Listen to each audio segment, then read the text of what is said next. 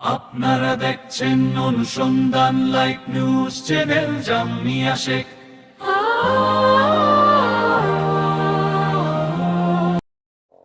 সম্মানিত সুধী, হালুয়াঘাট উপজেলা থেকে নালিতাবাড়ি পর্যন্ত যাওয়ার মেইন রাস্তাটি সিএমবি রুটটি আজকে দেখেন আপনারা একবারে ভেঙে যানবাহন চলাচল করার অযোগ্য হয়ে পড়েছে।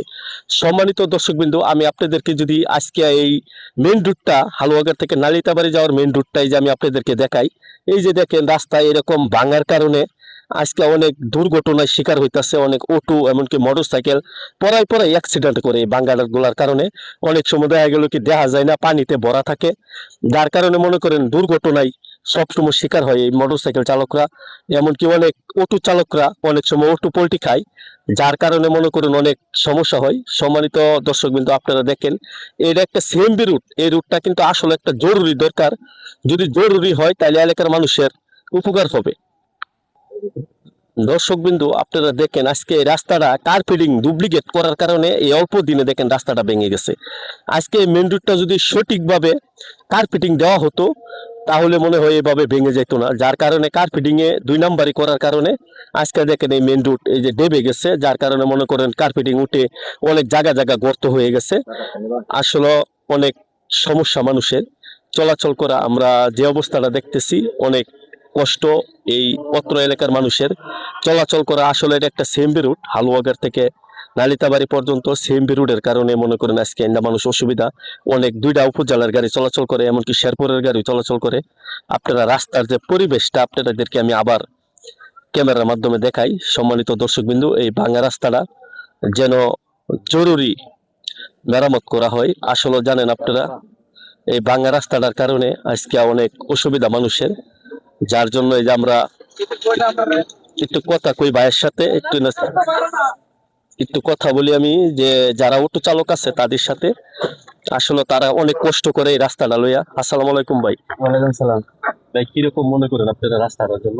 রাস্তার অবস্থা ভাই তো খারাপ, তো গাড়ি চালানো যায় না ঠিক মতো নেই, তো গাড়ি করে চালানো যায় না। এবার রাত্রে বেলা আইলে একটা গাড়ি এলো সামনে দেখা যায় না, গাতার লাগে দেখা যায় না। সম্মানিত দর্শকবৃন্দ, আপনারা শুনলেন আসলে এই রাস্তাটা আসলে কার্পেটিং 2 নাম্বারই করার জন্য কিন্তু রাস্তাগুলা টিকে না। সঠিকভাবে যদি কার্পেটিং করতো 4 ইঞ্চি করে, বা কার্পেটিং করার কথা ছিল একটা মেন রোডে 4 ইঞ্চি, যদি 4 ইঞ্চি কার্পেটিং করতো তাহলে এইভাবে রাস্তাগুলা গর্ত হইতো না। আমি আপনাদেরকে দেখাই, এরা যে কার্পেটিংটা করছে একবারে 2 নাম্বারই কাজ করছে। 2 নাম্বারই কাজের লাগে আজকে রাস্তাগুলা টিকে না। আজকে হালুয়াঘাট উপজেলা আমরা যে নিউজ করছি, পরাই রাস্তাগুলাই কার্পেটিং এর কারণে একমাত্র নষ্ট হয়ে গেছে, যার কারণে বেশি দিন টিকসই করে না, একমাত্র কার্পেটিং এর কারণে।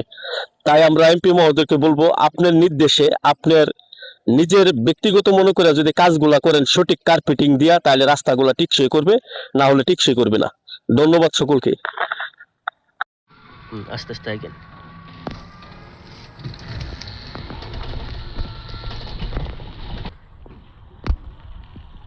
সম্মানিত দর্শকবৃন্দ, আপনারা দেখেন আজকে মেন রুট হালুয়াঘাট থেকে নালিতাবাড়ি যাওয়ার পথে মেন রুটগুলার যদি এই অবস্থা হয়, এই যে দেখেন ফেটে গেছে, কার্পেটিং উঠে গেছে, আজকে অন্তত পক্ষে মেন রুটগুলো তো ঠিক থাকবে, কারণ এটিতে অনেক লুট বা অনেক যানবাহন, ভারী যানবাহন চলাচল করে, অনেক টন মাল লইয়া যানবাহন চলাচল করে। এই রাস্তাগুলা সম্মানিত দর্শক ভালো থাকার কথা, কিন্তু এই রাস্তাগুলার ভিতরেও 2 নাম্বারই করার কারণে একটা মেন রুট টিকে না। এই যে দেখেন আপনারা যে গর্ত হয়েছে, এই 2 দিন আগে মোটরসাইকেল একটা মহিলা লইয়া পল্টি খাইছে, গায়ে পড়ে যায়, মহিলার পায়ে ব্যথা পাইছে, হাতে ব্যথা পাইছে, আর ড্রাইভার তো মনে করেন আরও বেশি ব্যথা পাইছে, ঠ্যাঙ্গে আঘাত পাইছে। আজকে আপনারা দেখেন এই 2 নাম্বারই কাজগুলো যেন কোনো সময়ে হালুয়াঘাট উপজেলা না হয়, আপনারা সকলেই সচেতন থাকবেন, কাজগুলো করার সময় আপনারা পাশে থাকবেন। ধন্যবাদ সকলকে।